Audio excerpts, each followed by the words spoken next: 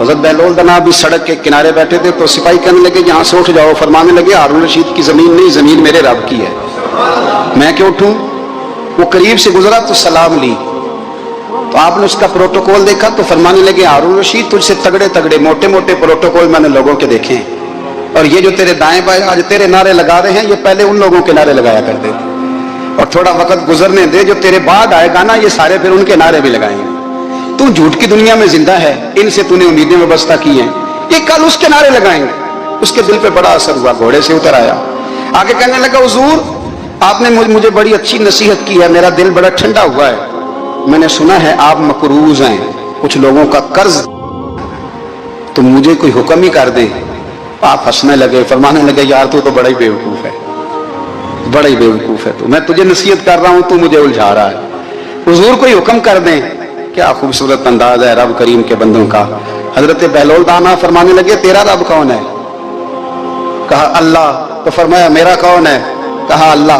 फरमाने लगे ये तो नहीं ना हो सकता कि अल्लाह हारून रशीद को देता रहे और बहलोल दाना को भूल ही जाए, ये तो नहीं ना हो सकता कि हारून रशीद को देता रहे और बहलोल दाना को भूल जाए। फरमाया उसका दिल, उसका इरादा हुआ, इरादा कुदरत हुआ कि बहलोल मकरूज रहना चाहिए, तो अगर रब मुझे रखना चाहता है, दुख कबूल मोहम्मद बख्शा राजी रहन प्यारे, अगर वो चाहता है मैं मकरूज रहूं तो मैं भी चाहता हूं कि मैं मकरूज ही रहूं, ये तो नहीं ना हो सकता कि तुझे दे और मुझे ना दे।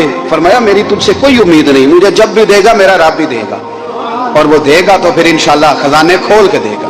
दुनियादारों से उम्मीदें वाबस्ता करना, लोगों के पीछे ये छोड़ दें, आप बेचैन रहेंगे, बेकरार रहेंगे। अल्लाह वालों से जरूर उम्मीदें वाबस्ता करें, इसलिए कि उनके पास जो कुछ होता है वो दरअसल रब का ही होता है। लेकिन सेठों से, नवाबों से, सियासतदानों से बाज आ जाए, हमारी बड़ी उम्मीदें वाबस्ता हैं। मैं अक्सर कहता हूं जितने फेरे नौकरी के लिए दुनियादार के दरवाजे पे लगाए हैं ना, इससे कम दफा मस्जिद में नफल पड़े होते तो रब उतनी बड़ी मेहरबानी फरमा देता।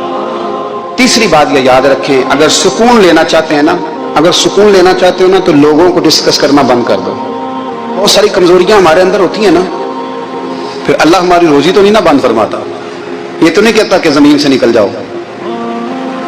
अगर यही वाला मामला हो जो हमारा है कि वो शादी पे इसने मेरे साथ बुरा सलूक किया तब सारी जिंदगी बुग़्ज़ रखना है, अगर यही मामला फरिश्ते अल्लाह की बारगाह में कहें कि या अल्लाह इसने फलाने दिन शराब पी थी अब इसको जमीन में नहीं रहने देना, निज़ाम जिंदगी चलेगा। तो अगर अल्लाह हमें माफ करता है तो हम बंदों को माफ क्यों नहीं करते। आप यकीन करें इतनी लंबी अदावतें, इतना लंबा हसद, इतना लंबा बुग़्ज़, इतना लंबा। हदीस मैंने पढ़ी, मैं हैरान रह गया।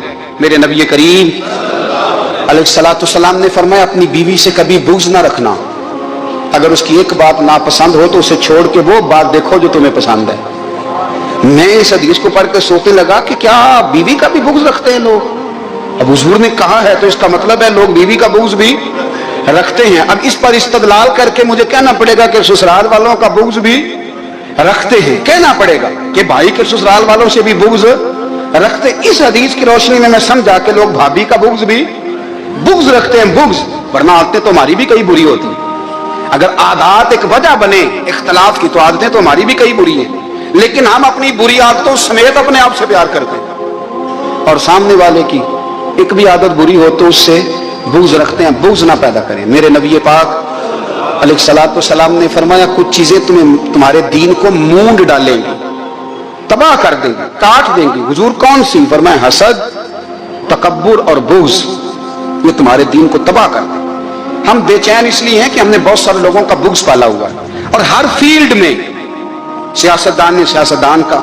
जातियात पर उतर के बात करते हैं, मुअज़्ज़ज़ तरीन लोग, ताजर ने ताजर का, इल्ला माशाअल्लाह बाज जगह पे अहले इल्म भी एक दूसरे से अदावत रखते हैं। खुदारा दिल रब करीम के आने का ठिकाना है, ये साफ होगा तो इसमें रब रसूल के जलवे होंगे। अगर इसमें अदावत हो, इसमें बुग़्ज़ हो, इसमें कीना हो, निफाक, सुने मेरे रसूल करीम हज़रत अबू बकर सिद्दीक़ रज़ी अल्लाह ताला अन्हु कहते हैं मैं रो ही पड़ा।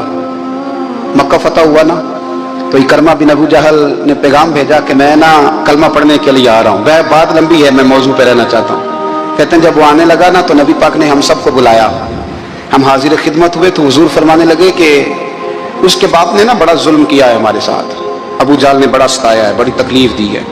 आप मुझे बतलाएं कि वो एक दफा किसी शादी पे बहस होती है बीवी के भाई के साथ, फिर सारी जिंदगी उस बेचारे को माफी, वो 10 दफा घर आता है माफी मांगने पर सवाल ही नहीं पैदा होता, मैं ओ हो मुझे ही कह दिया,